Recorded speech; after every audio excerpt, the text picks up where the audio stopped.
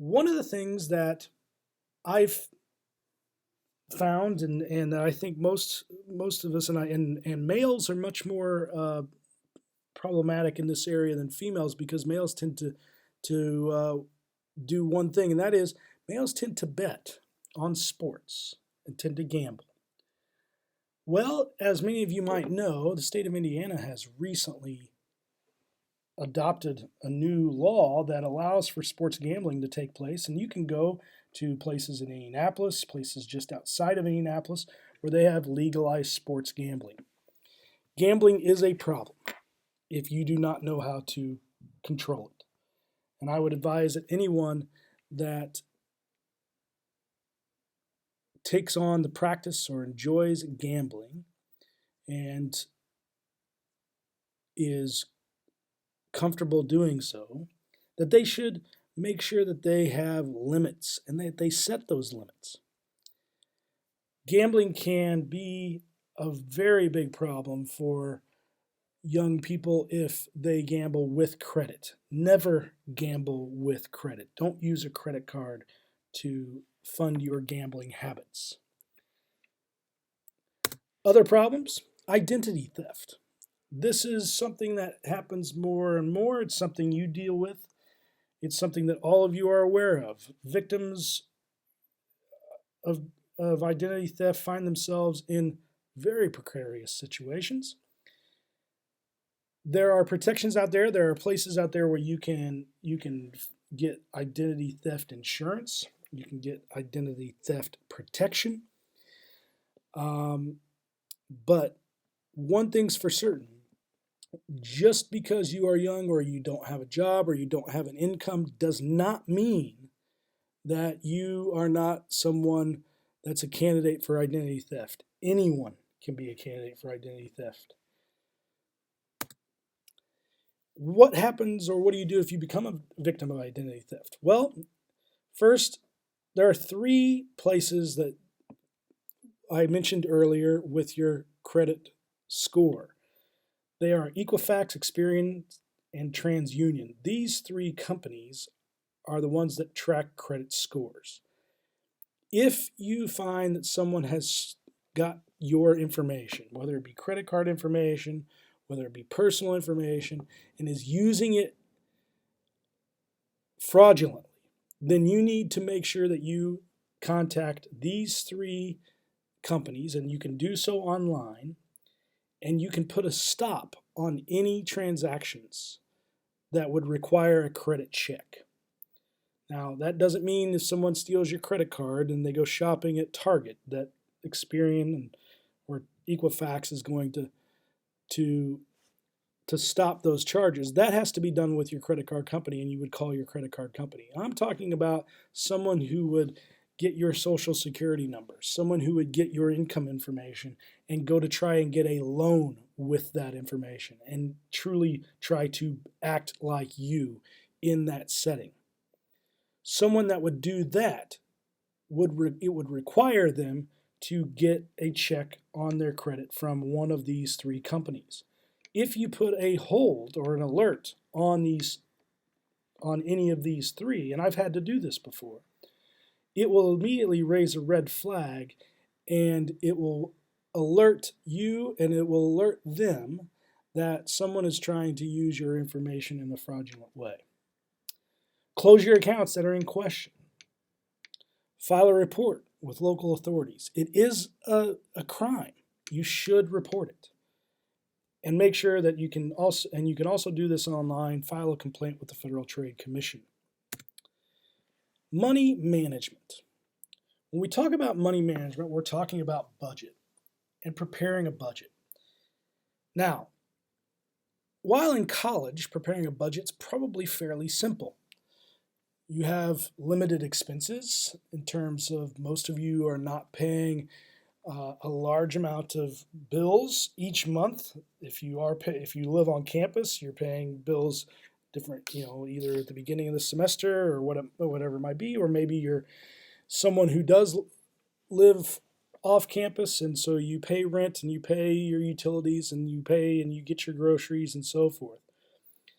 A budget is important.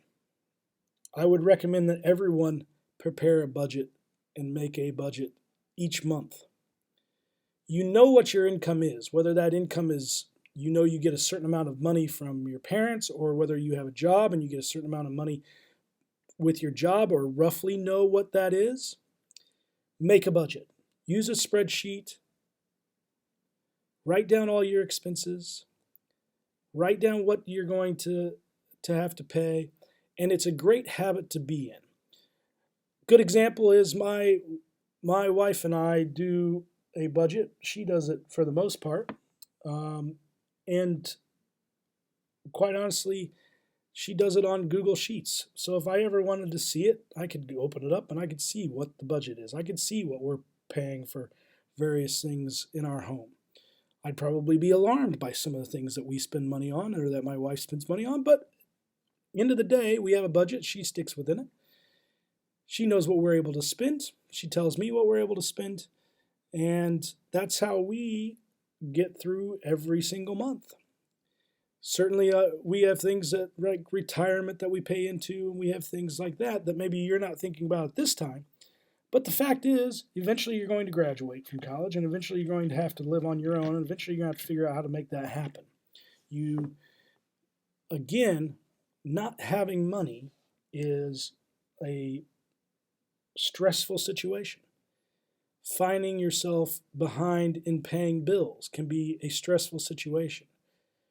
Because at the end of the day, everybody wants to be free, and everybody wants to be able to do what they can each and every month. And everybody wants to be able to do what they can in life. The fact is, there is no freedom, and this is a Mahoneyism, so you don't have to agree with me. But the fact is there is no freedom if you don't have financial freedom. And what I mean by not having financial freedom is if debt, overdue bills, are what consume your time, consume your energy, and prevent you from enjoying life. When you start your career, here's some things to think about. Keep your credit card balances and debt manageable. If it can't be paid off in a month, don't buy it on your credit card. Maintain a good credit score. Save money where you can. For many of you in college, you will leave college and you will have student loans. And the fact is, most of you that have if you have student loans in college, you probably have a Stafford loan. Here's the great thing about a Stafford loan.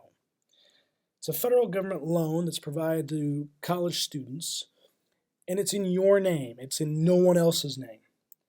And so what happens for many of us, and I can remember this for myself when I graduated from college and my wife graduated from college, and we had Stafford loans.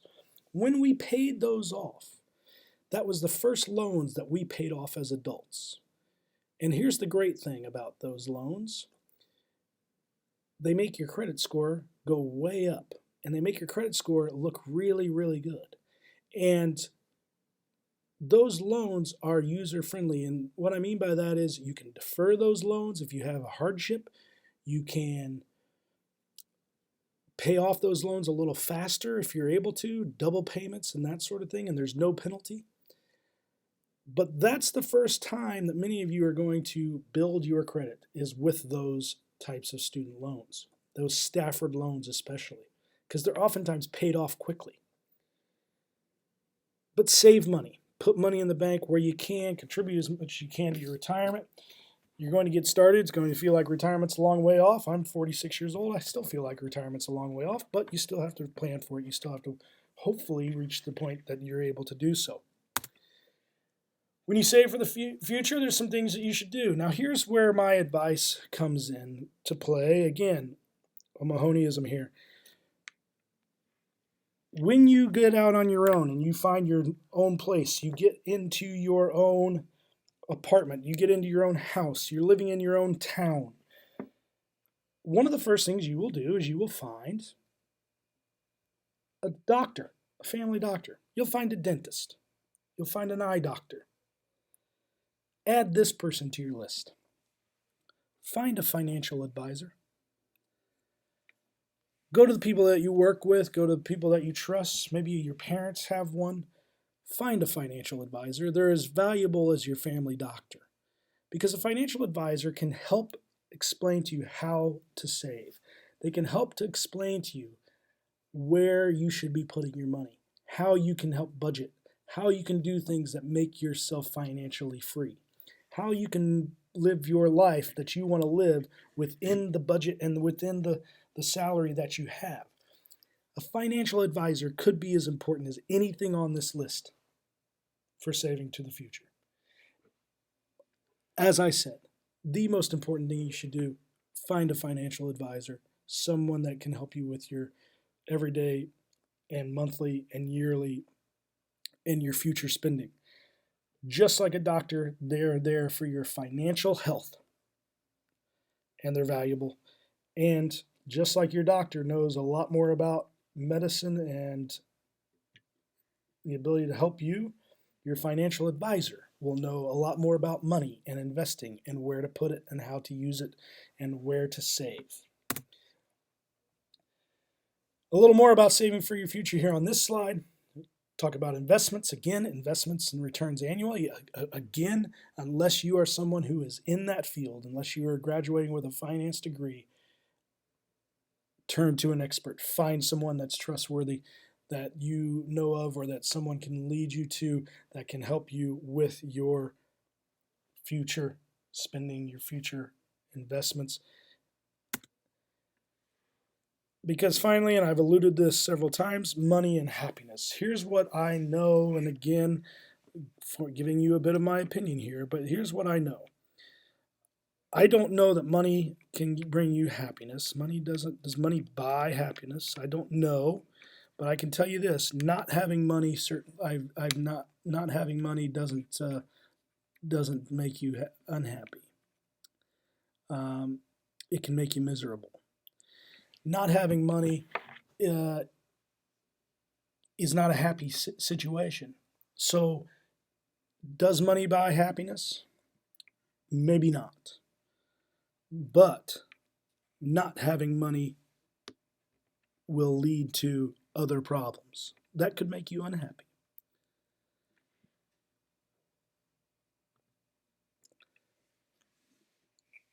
Can you find money and happiness living together in harmony? Of course you can. Most people find a sense of happiness and fulfillment as they selflessly give a portion of their hard-earned money charitably. Certainly, yes, giving money and helping others makes us feel better. I give to a few charities every year, many of them that have some meaning to me in my life. For example, I give to the American Heart Association every year because my father passed away from heart disease. And so that is a significant contribution that I make every year towards an organization that I have a connection to or that I believe in.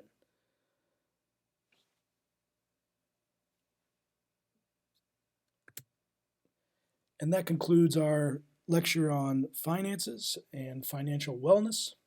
If you have any questions, you can always email me, your professor, and we'll get back to you. Don't forget to check your syllabus, and don't forget to check ACE for all updates on the class. This is Chapter 9, Financial Wellness.